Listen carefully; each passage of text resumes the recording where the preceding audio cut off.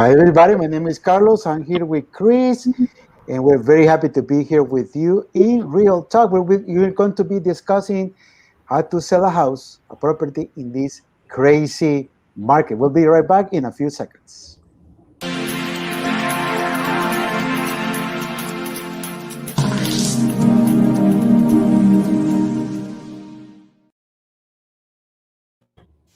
So, Chris, tell me, where are you right now? It's a beautiful. I am actually at my listing right now in Southwest Ranches. They're doing the inspection today, so it just went under contract this weekend, as you saw. And right now there's a guy on the roof and there's a guy in the back, and they're doing a whole bunch of things. So I am by their pool, their gorgeous pool right there. So, That is wonderful. And one of the things you were telling me the other day is that you put this house in the market, and you had this open house, 25 some 35 families went, and you have offers right on the spot. Isn't that correct? Yeah, same day. It's just crazy, because in other markets, over $1 million, you might think it would take a lot longer to sell a property like this. And we sold it in 48 hours with 10 or 11 offers. So it's just crazy what's going on right now in real estate. And I know we're going to talk about some of that today. Oh, yes. We're going to be discussing and how to get it sold. When somebody comes to us as real estate agents, they come to us because they want to get the property sold. Yeah. And it's not just like having the desire or the hope to sell it. We have to do some jobs. We have to do some work and some homework, some investigation, some research. So let's talk about what is first. So whenever somebody decides to sell the property, Chris, what is the first thing they need to do? Oh man, I think the biggest thing is, as an agent, is figuring out why they need to sell in the first place. I honestly think that's really the most important thing. Like, what's prompting you to move? Why are you going where you're going? Why would you want to sell right now anyways? Is it because you need to cash out? You need the money? It's a good time. I can make a little bit extra than I could have last year. I don't need this big house anymore. I'm moving out of state. We're downsizing. I got a new job. Like, really figuring out, like, what is that main reason that's prompting the life change? Because it is a big life change, right? Like, I mean, my sellers here have lived here for 8 years or so. And, now their daughter's a senior in high school, right? So she's going to have to leave this house to go somewhere else. I mean, it's a life change. So I think figuring out what that main reason is, and then identifying what we can do from there to help them sell it, and then make their plans become a reality, right? Like, everybody's different. I'm going to have sellers that, like, I need to get somewhere immediately, right? Like 2 weeks, I got to be out of here. And then you have sellers that's like, hey, like, if I'm here for 60 more days, like, I'm okay. So yeah, it's just us kind of talking with whoever the homeowners are and doing what we can for that individual, because everyone's different. Yeah, and just like we were talking the other day, last week, when we were talking about buying a home, or selling a home is also one of the biggest financial decisions in your life. It's something that you cannot simply take lightly. You need to, you need help. I mean, if you're deciding to sell your property, you need help. So that is the reason why I'm going to ask you the same question, the following question, Chris. Yeah. Why work with a real estate agent? Why is it important? It's not that you're selling bottles of water. You're selling a home. I mean, it's a big investment, right? It's a big decision.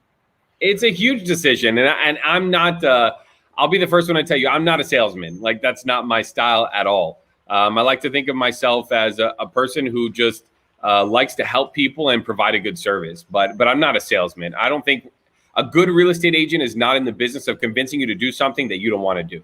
So I think that's the first thing. A good agent is not going to convince you to do something you don't want to do. They're going to present you with the best options for you to make the best decision possible for you and your family. So why work with a real estate agent? Well, just like any profession, like, this is what we do every day, all day. I mean, look at right now, right? I happen to be at a listing right now, and we're doing meetings, and I'm answering emails and setting up showings for later this afternoon in Coral Springs. Like, this is what we do. So like any profession, I mean, I'm not going to perform surgery on myself, right? If I need to cut open my leg for something, I'm not going to be like, hey, Dad, come over here, slice this open and just do these couple things. I saw a YouTube video. It worked fine. Like, that's not going to happen. I'm going to go to a doctor and get a professional's opinion and make sure that everything happens in the correct way. And it's not to say that if you're someone out there who has sold your home yourself, that you did anything wrong or you did anything bad. But just because I can fix my car engine doesn't mean that I really want to, right? Carlos, like I could go right now on YouTube and try to figure out how to fix the the alternator or whatever. But you can tell I don't know anything about cars. But it doesn't mean that I want to do it, nor should I risk doing it, because maybe I do it incorrectly. Maybe I spend more money than I needed to. Maybe I don't do it in the correct steps and something else goes wrong. And the same thing goes for selling a house. I think when you sell a house, you've got one shot really to get it right. It doesn't mean you couldn't sell if your property came off the market, but to make the most amount of money possible and do it in the least amount of time, you have one shot and you don't want to mess that up, right? Because at the end of the day, you're selling and let's face it, it's a home, but it's equity. Like you've put a lot of money and time and energy into this investment, and you want to get as much out of it as possible. And that's what we're here to do, is make sure that you do get as much possible in your pocket to help you go wherever you're going next. I always think about selling a home and buying a home as a matchmaking service, right? Because you need to match the right seller with the right buyer, and there are several different processes that you need to follow carefully and pay attention to details, because there is also legal stuff involved, financial stuff involved. I mean, it's a big thing. I mean, once you decide to sell your property, you need to be very careful and get the help from the right person. Definitely. And I think one of the things that we talk about a lot, between each other, is in real estate, we talk real estate lingo. And sometimes we say stuff and we realize that the consumer doesn't maybe necessarily know what that means. And I've got asked a lot recently about like, hey, Chris, can you recommend an appraiser? And then my next question is, why do you need an appraiser, right? like, what do you need an appraiser for? Well, we're kind of thinking about selling, but we want to see what it's worth right now and blah, blah, blah. And while we're not licensed appraisers, we do something called a CMA. So Carlos, what is a CMA? Like, what does that even mean? And like, why should that matter to a seller? CMA is comparative market analysis, and what we do as real estate agents, we compare prices from homes that are that were recently sold in the area where your house or your property is, in order for us to come up with the right price. We always talk with Chris and with all my workmates in Keller Williams that having the right price is just one of the steps, but it's the most important one, because if the price is not right, the house might not be sold, in the terms that you want. So comparative market analysis is the way to go. You basically compare the houses that are recently sold in the last 3 to 6 months, in order for you to come out with a figure, with an amount, or that you're gonna put the house in the market. It's very important to compare houses. That is why it's called comparative, because houses need to be similar in many different aspects of the property in order for it to be comparable to other ones. So it's very important. CMA, comparative market analysis. Yeah, I think I'm just going to be honest here. I think that a lot of people think that marketing sells a house. That's a lie. That's a flat out lie. It's the price. It's all day the price. I think the marketing can help us make sure that you get as much as possible in your pocket. It's going to expose it to a lot more people, create a lot of traffic, make sure that there's multiple offers maybe in some cases, or make sure that, we're just doing our due diligence to give your property the attention and the exposure it deserves. But the price sells it all day long. Because if I could have the best marketing strategy I can be the best marketer in real estate. No question about it. Make top-notch videos and have great photography and just go all out, right? Like I am exposing this thing everywhere. And we were basically running like a content creation company at that point. And at the same time, if we way overprice it or we whiff on the price and we get it totally wrong, who's going to want to see it? Right? Like no one's going to want to see it. So I think it's important to talk about like price is the ultimate factor when it comes to selling a house. And the easiest analogy is put yourself in a buyer's shoes. Like when you're out there looking for a property right now, because maybe you're thinking about selling and you're going to go buy in another market. I mean, are you looking to overpay on a house, or do you want a good deal? Everybody wants a good deal. Like I shop in the clearance section all the time. This sweatshirt I think was on clearance, and I put my logo on it. Sorry, this side. The camera's reversed. This side, and it was on sale. Everybody wants a good deal. So I think put yourselves in the buyer's positions. Are they getting the values and the benefits based on that price point that they're looking at? Now, in today's market, I'm sure we're about to cover, sometimes getting a good deal now is a little bit harder to come by because there's not so much inventory. But that'll take us into the next segue. That is correct. Now that you're talking about inventory, Chris, right now there are 2 months inventory out there in the real estate market versus 6 months inventory 2 years ago. Yeah. That means that the house that you're going to put in the market will mostly like no more than 2 months in the market, providing that you price it right and you have the right strategy marketing wise. So tell me about that. Why is the inventory so low right now? Yeah, the inventory is really low. Honestly, I think it has a lot to do with the forbearance that I think is now in place till September. So a lot of people are just living and not paying a mortgage, and I don't blame you. If I had a mortgage and I could just be in forbearance, I wouldn't pay it either. So, that's one reason. I think another reason is just the home has become so many things for people. It's the home office, it's the home school, it's the home gym, it's the resort pool, behind me. Right now, it's everything. It's so the if I'm for the kids as well, right? Yeah, if I'm comfortable, then why would I go anywhere? And I think the newest reason that maybe we're not seeing as much inventory is because people are actually considering selling. They're seeing how much homes are getting sold for, but they're scared because they don't know how they're going to find another one just like that or better, in this market where there's so many offers and people are losing out and it's very difficult. So I think those are some of the main reasons. But yeah, 2 months of inventory, what it means for sellers is that you're going to get a ton of exposure. You're probably going to get a ton more for your property than you would have at any other time in recent history.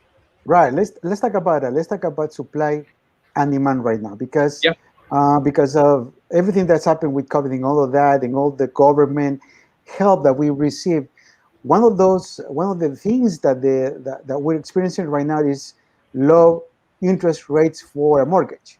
Yep. So you have that one part, you have low interest rates for mortgages, but also you have a lot of people, wanting to sell to cash up on their, on their leverage, on their extra money that they have on the value of the house, because the market has gone up rather quick.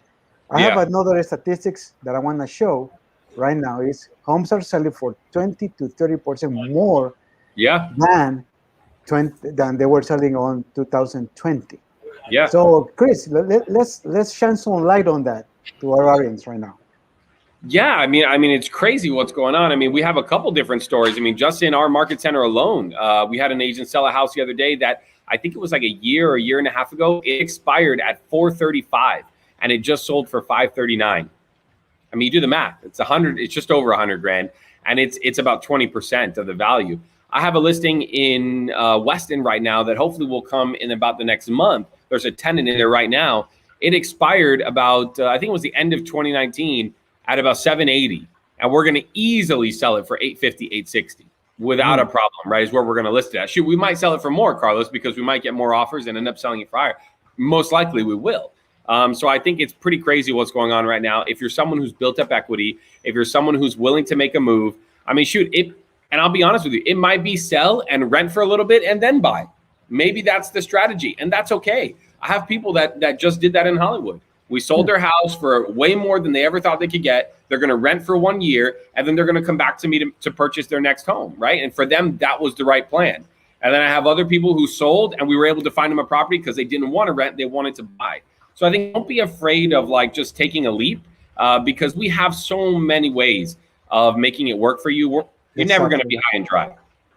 There will always be people wanting a house, and there will always be people selling a house. Sure. It's a matter of getting a match, and that's why we are here as real estate agents to find the right match. And that's why we wanted to talk also about a qualified buyer. What is a qualified buyer? There will be right now, as it is the market right now, people are competing for the homes that are for sale right now. Let's say that you have a house for sale in the market. You will have a lot of shoppers, a lot of people wanting to get that house. That's why this market is called right now seller's market, because the sellers right now have the advantage of selling the house for a better price, for a better, like you were saying, Chris, 20 to 30% more than a year ago. And that is amazing. That is crazy. And there will always be people wanting to get that house. It was always an alternative for, versus renting a house. You need to weigh both possibilities, renting or buying, even in this I would say crazy market. I was gonna say volatile market, but it's not volatile right now. We pretty much know what's going on, right, Chris? And a lot of people are moving. By the way, to Florida. A lot of people from other states are moving to Florida. So the market as it is right now, there's no way to know what's going to happen. All that we know right now is it is what it is right now. People Yeah. are selling houses. People are shopping for houses. Let's get a match, right? So what is a qualified buyer anyway, Chris? Yeah, I think a qualified buyer. I mean, one thing that we generally do, like we received 11 offers on this house that I'm at right now, and 11. yeah, and we had to call. We call A every couple of days after the open house, if I understand correctly, right? a day, the same day and the next day. And I think one of the things that we do is we make sure that we call all the lenders. They've all been pre-approved or they were paying cash, so we have proof of funds in that case. But if they're pre-approved by a lender, we want to see what the DU is. Here's another acronym: desktop underwriting. Like how far advanced, how far along the process of being pre-approved are they? Right? Have they looked at their credit score? Have they looked at their finances? Have they looked at their pay stubs? All these question marks. Is it just a pre-approval letter or pre-qualification letter that got slapped together and we were handed and it says still pending verification of all funds and all credits? Like that's nothing, right? Anybody could get one of those. But we want to know like how far along in the process are they? How well qualified are they? Maybe even in this case, how much liquid cash do they have on hand?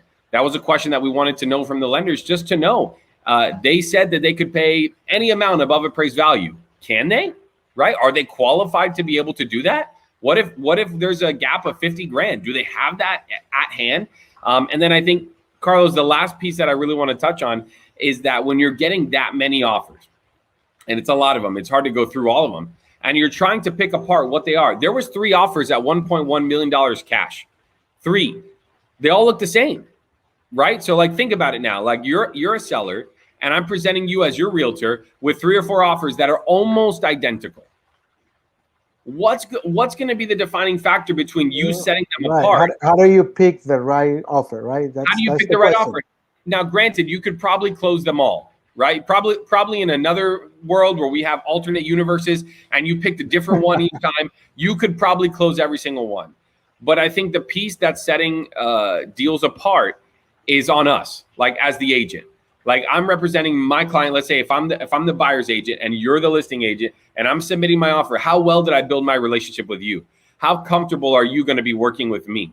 Have I done everything I can to make your life as easy as possible, knowing that you're receiving all these offers? Did I show up to the open house or the showing and make sure that I met you face to face and built a relationship so that when you're separating the offers and your seller tells you, hey, Carlos, we don't know what to pick, they're going to lean on you. Carlos, what do you think? Because I got asked the same question on this house. What do you think? Who's going to be easier to work with? Who's reached out to you, and who do you get a good feeling from? Because honestly, all the offers look the same. So the only defining factor is who the buyers are. Are they going to be picky in the inspection period? Do you think they're going to nickel and dime us? How much do they really want the house? And then who's the other agent on the other end? Is it going to be easy for you to work with them, Chris? You're going to have to work with them for the next 45 days. Are you comfortable with them? Do you think it's going to be a smooth transaction? Those are the questions that I was being asked. So, on the flip side, when I represent my buyers, I hope that when we're getting contracts, written and putting them under contract, which we are, that, that's a conversation the seller's having with that listing agent, saying like, hey, yeah, Chris is a great guy and we'd love to work with him. And he's been very professional and he's followed up with us and he's communicated well with us. Like that's what's setting deals apart now more than anything, because you got so many, they all look the same. Who's on the other end that we're going to have to work with for the next 2 months? And are you happy about that? And if you are, that could be the separating factor from going under contract. I can tell you in this case, not to turn anybody down, there was a lot of great agents. In this case, one of the defining factors was the other agent on the other end. She was tremendous to work with in the short time that I got to know her, the 48 hours, very attentive, awesome communication, on the ball, like she built a relationship with me. And that was something that helped her ultimately win the deal for her clients. Right. And you came up with your clients, with your sellers, and they ask you, as I understand, you told me the other day, who would you work better with? Mm-hmm. And that was a defining factor. I remember when I closed some of my deals also, they told me directly, we're closing the deal with you because of you. And I was very thankful for that. So Chris, at the end, the bottom line is you need help. It's where you're gonna sell a house or you're gonna buy a house, you need help from the right agent. You have our contact numbers right there or contact information right there. If you need Yeah. to sell or you need to buy, just let us know. Chris and I are available. We work for Keller Williams, one of the best companies in real estate, and we're very happy to have you here. Until next week. Last words for the transmission, Chris.